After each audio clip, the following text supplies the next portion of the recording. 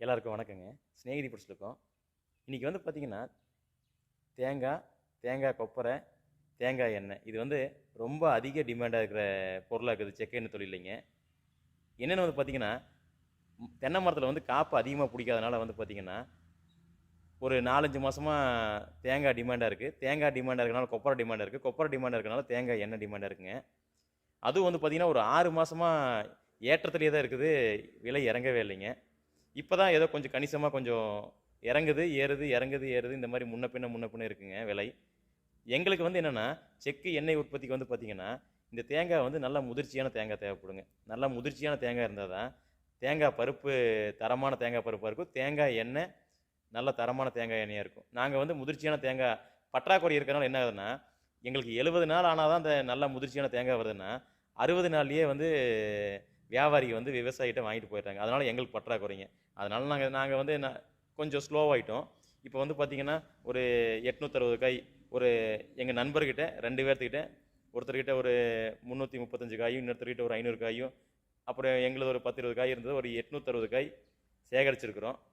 இதோட விலை வந்து பார்த்தீங்கன்னா, நாங்க வந்து பார்த்தீங்கன்னா, ரூ. 20 வாங்கியிருக்கோம். நல்லா பழுத்து விழுந்த தேங்காய்ங்க. ரூ. 20 வாங்கியிருக்கோம். ஆவரேஜ் சைஸ் காய்ங்க. எங்களுக்கு வந்து ஆவரேஜ் சைஸ்னா இதுதான் ஆவரேஜ் சைஸுங்க. இது வந்து வெயிட்டுக்கெல்லாம் வாங்குறதில்ல. விழுந்த காய் ஆவரேஜ் சைஸ்க்கு ரூ. 20 வாங்குறோம். கொண்டு வந்து சேர்த்துற செலவு ரூ. 1 ஆகுதுங்க. அதாவது நான் சொல்றது ரூ. 1ங்கிறது ரொம்ப கம்மிங்க.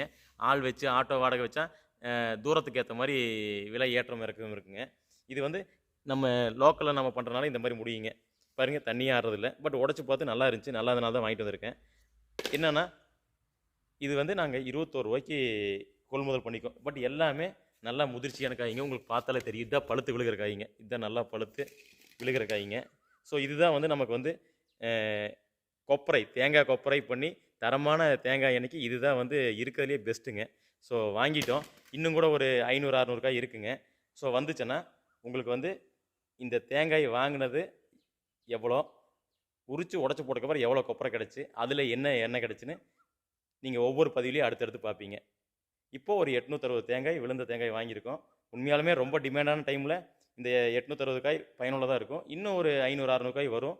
அதே மாரி வாங்கிட்டே தான் இருக்கோம். இன்னும் கொஞ்சம் டிமாண்ட் குறைஞ்சுச்சுன்னா, உங்களுக்கு தேங்காய் எண்ணெய் விலை படிப்படியா இறங்குங்க, எதிர்காலத்தில. முக்கியமான பதிவுகள, உணவு சார்ந்த பதிவுகள, ஆரோக்கியம் சார்ந்த பதிவுகள கண்டிப்பா பாருங்க. சப்போர்ட் பண்ணுங்க. ஆரோக்கியமா இருங்க. நன்றிங்க.